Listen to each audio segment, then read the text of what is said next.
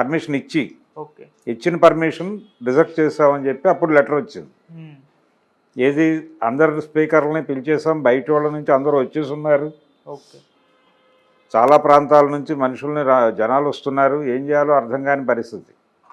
పొద్దున్నే సిపి ఆఫీస్కి వెళ్తే అప్పుడు ఆర్పి సింగ్ గారు విజయవాడ సిపి వారు ఏం చెప్పారంటే, అంటే శాంతి భద్రతల కారణంగా మేము దీనికి పర్మిషన్ రిజెక్ట్ చేస్తున్నామని పెట్టాడు ఆయనకి. హ్మ్. అంటే కారణం చూపించాలి కదా. అవును. ఆయన చూపించిన కారణం ఏంటంటే శాంతి భద్రతల పరిస్థితులు ఉత్పన్నమయ్యే అవకాశం ఉంది అక్కడ, అందుకని మేము పర్మిషన్ రిజెక్ట్ చేస్తున్నామని చెప్పి ఇచ్చాడు లెటర్.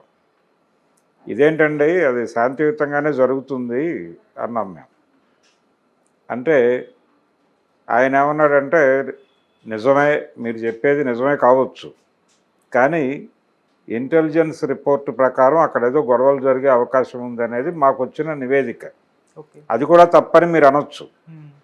మీ ప్రకారం మీరు కరెక్ట్ కావచ్చు, నేను మీతో ఆర్గ్యూ చేయదలుచుకోవట్లేదు. హ్మ్. గవర్నమెంట్ పాలసీగా ఈ తరహా మీటింగులకు పర్మిషన్లు ఇవ్వకూడదు అనుకుంది. ఓకే. అనుకోవడం వలన మీకు పర్మిషన్ రావడం లేదు. మీరు నేను గంట సేపు ఆర్గ్యూ చేసుకున్నా ప్రయోజనం లేదు.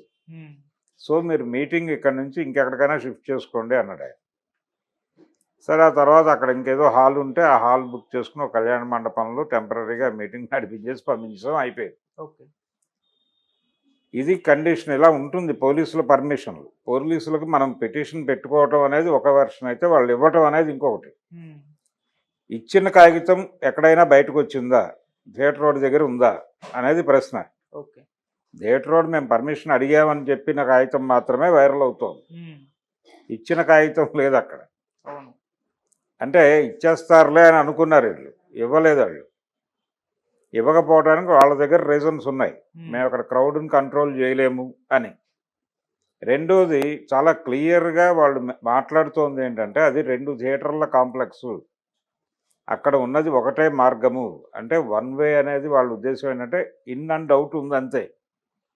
ఇన్ ఆర్ అవుట్ దేనికైనా ఒకటే మార్గం. ఆ ఇన్ మార్గంలో 200 కార్లు ఉన్నాయి అక్కడ బ్లాక్ అయ్యి. హ్మ్. సో అది లేదు, ఆ తలుపు లేదు, ఉన్నది ఒకటే డోర్. అది క్రాస్ రోడ్స్కి దగ్గరగా ఉంటుంది, ఓకే. టర్న్ అవుతుంది ట్రాఫిక్ అక్కడ. అవును. ఆ టర్న్ అయిన ట్రాఫిక్ని కంట్రోల్ చేయటం అనేది పోలీసులకి సాధ్యం కాదు. అందుకని రోడ్డు మీదకి వాళ్ళు ఎట్టి పరిస్థితుల్లోనూ క్రౌడ్ని అలౌ చేసే కండిషన్ లేదు అక్కడ. హ్మ్. సో ఏది జరిగినా కాంపౌండ్లో జరిగితే ఇబ్బంది లేదు, కాంపౌండ్ దాటి బయటకు వచ్చినప్పుడు మాత్రమే పోలీసులు ఇన్వాల్వ్ అయ్యారు. అవును. ఈ కాంపౌండ్ దాటి వచ్చే ఛాన్సెస్ ఉన్నాయి కాబట్టి మేము రిజెక్ట్ చేస్తున్నాం, వాళ్ళకి ఇన్ఫార్మ్ చేయండి అని చెప్పారు వాళ్ళు. వాళ్ళ వైపు నుంచి సర్క్యులేట్ అవుతున్న లెటర్లో ఉంది అది. అవును. అయితే నేనేమంటానంటే, కండిషన్ అది, మీరు పర్మిషన్కి అప్లై చేశారు, పోలీసులు ఇచ్చారా లేదా అనేది అప్రస్తుతం. హ్మ్. మీరు ఒక థియేటర్ యాజమాన్యంగా మీకు సినిమా అర్థమవుతోంది కదా, అక్కడ ఉన్నారుగా మీరు ఫిజికల్గా, హ్మ్. జనాలు నిలబడే ప్లేసు లేదు ఇక్కడ, సినిమా చూడటానికి వచ్చిన ఆడియన్స్ సఫర్ అయ్యే అవకాశం ఉంది, వాళ్ళని ఇంకా లోపలికి వదలలేదు, ఆ క్రౌడ్ ఉంది, వచ్చిన వాళ్ళలో యూత్ చాలా ఎక్కువ ఉంది, కొద్దిపాటి కుటుంబాలు ఉన్నాయి, ఈ కుటుంబాలు సఫర్ అవుతాయేమో, ముందుగా కుటుంబాలను లోపలికి పిలిచి, అంటే ఎలా ఉండాలంటే మానవీయ కోణంలో ఆలోచించాలి దీన్ని. ఇప్పుడు నోట్ల రద్దు టైంలో చెక్కులు డిపాజిట్ చేసుకోవడానికి బ్యాంకుల వాళ్ళ దగ్గర క్యూలు నిలబడ్డారు. హ్మ్. క్యూలు నిలబడినప్పుడు సమ్మర్ అది, ఒక 2-3 ఏజ్డ్ పీపుల్ ఆ క్యూల్లో చచ్చిపోయారు. ఓకే. అప్పుడు ఇమ్మీడియట్గా ప్రతి బ్యాంకు దగ్గర కూడా క్యూ ఉంటే, ఆ క్యూలో ఎవరైనా ఏజ్డ్ పీపుల్ ఉంటే వాళ్ళని పిలిచి లోపలికి తీసుకెళ్ళి కూర్చోబెట్టేవాళ్ళు. హ్మ్. అలాంటి ప్రోగ్రామ్ నువ్వు టేకప్ చేయాలిగా, అక్కడ బాధ్యత ఉంటే నీకు ప్రజల పట్ల, ఆడియన్స్ పట్ల నీకు రెస్పాన్సిబిలిటీ, నీకు కానీ ఆ సినిమా నిర్మాతలకు కానీ ఆ హీరోకి కానీ హ్మ్. రెస్పాన్సిబిలిటీ ఉంటే, పోలీసులు పర్మిషన్ ఇచ్చారా లేదా అన్నది కాదు క్వశ్చన్ అక్కడ. ఓకే. నీ బాధ్యత ఏమిటి, నువ్వు వెళ్ళి అక్కడ ఫ్యామిలీ ఆడియన్స్ ఎవరన్నా ఉంటే వాళ్ళని లోపలికి పిలిచేసి లోపల కూర్చోబెట్టేసి, లోపల ఉంది కదా, లోపల స్పేస్ ఉంది కదా, థియేటర్లో కాదు బయటకే, లోపల ఒక ఇన్నర్ ఏరియా ఉంటుంది కదా, హ్మ్. అక్కడ ఆ సోఫాల్లో కూర్చోబెట్టి వాళ్ళని, నువ్వు నువ్వు చేయాల్సిన గేమ్ ఇక్కడ నడుపుకో, నీ డ్రామా అది చేయలా. ఏమీ చేయకుండా అలా కూర్చుని హీరోని ఎంటర్ చేసేసి ఆయన బహిరంగంగా చేతులూపి ఈ క్రౌడ్ అంతా రెస్పాండ్ అయ్యి చిందులు తొక్కితే అక్కడ ఆటోమేటిక్గా తొక్కిసలాట జరుగుతుంది. ఓకే. ఇదేమిటో చూద్దామనే క్యూరియాసిటీతో రోడ్డు మీద ఉన్నాడు కూడా లోపలికి వస్తాడు. హ్మ్. ఒకటి అన్వాంటెడ్ క్రౌడ్ వచ్చింది అక్కడికి, ఆయన అభిమానులు వచ్చారు, అభిమానుల్ని అక్కడికి మొబలైజ్ చేశారు. ఓకే. మొబలైజ్ చేయటానికి ముందు వాళ్ళు అనుకోవాలి కదా, ఊహించాలి కదా అక్కడ ప్లేస్ ఏమిటి అని. హ్మ్. ప్లేస్ ఏమిటి, ఓకే యూత్ వరకు గొడవ చేయొచ్చు, రైట్, బాగానే ఉంది. మీరు ఫ్యామిలీ ఆడియన్స్ వచ్చిన వాళ్ళని ఐడెంటిఫై చేసి ముందు వాళ్ళని ఆ పరిస్థితి నుంచి పక్కకి తప్పించి, అమ్మ ఇక్కడ వేరే ప్రోగ్రామ్ జరుగుతుంది, మీకు ఇబ్బంది ఉంటుంది, మీరు లోపల కూర్చోండి అని లోపలికి పంపించి ఆ తర్వాత మీరు బయట గేమ్ నడుపుకోవచ్చు, హ్మ్. ఇబ్బంది లేదు, ఇబ్బంది అయ్యేది కాదు. ఓకే. సో పోలీసుల రెస్పాన్సిబిలిటీ అని మాట్లాడే నైతిక హక్కు లేదు వీళ్ళకి. హ్మ్.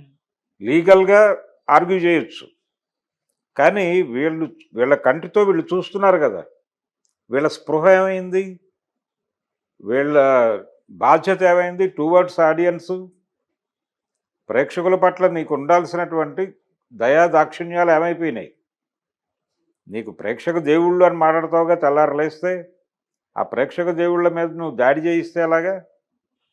అందుకని ఎవరు ఎన్ని చెప్పినా ఇక్కడ పోలీస్ పర్మిషన్ ఉందా లేదా, అప్లై చేశారా, అప్లై చేస్తే వాళ్ళు రిజెక్ట్ చేశారా, రిజెక్ట్ చేసిన లెటర్ వీళ్ళకి అందిందా, ఇన్ టైంలో ఉండకపోవచ్చు కూడా, అందలేదు అనే అనుకుందాం, వాళ్ళు ఇష్యూ చేసి ఉండొచ్చు, ఆ నోటీస్ వీళ్ళకి అందాలి, అంది ఉండకపోవచ్చు, లేదు ఆ లెటర్ పట్టుకొచ్చి ఇచ్చుంటారు ఆఫీస్లో, ఓకే. అదో పక్కన పడేసి ఉంటారు వీళ్ళు.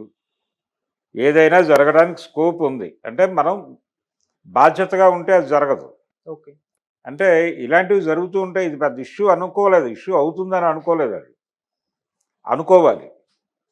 ఇంత పెద్ద క్రౌడ్ వస్తుందంటే ఇష్యూ జరిగే అవకాశం ఉంది, అన్ని రకాల జాగ్రత్తలు తీసుకోవాలి. ఈ రోజుకి మనం జలియన్ వాలాబాగ్ గురించి ఎందుకు మాట్లాడుకుంటున్నాం, జనరల్ డయర్ అనేవాడి గురించి ఎందుకు మాట్లాడుకుంటున్నాం, ఏమిటి ప్రాసంగికత?